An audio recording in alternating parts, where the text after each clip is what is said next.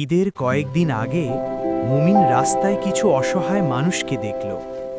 তাদের অবস্থা দেখে তার মনটা ভেঙে গেল। সে সাথে সাথে তার বন্ধুদের মেসেঞ্জার গ্রুপে মেসেজ দিল, আমরা কি কিছু করতে পারি না তাদের জন্য? পরদিন সবাই তাদের মাটির ব্যাংক নিয়ে এক জায়গায় জড়ো হলো।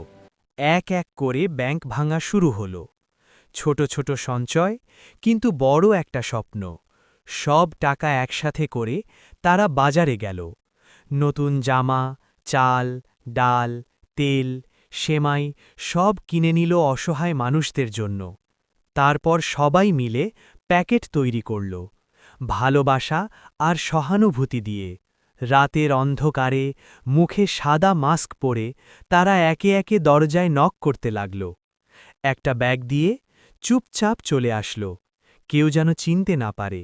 দরজা খুলে অসহায় মানুষগুলোর মুখে ফুটে উঠল এক টুকরো ঈদের হাসি।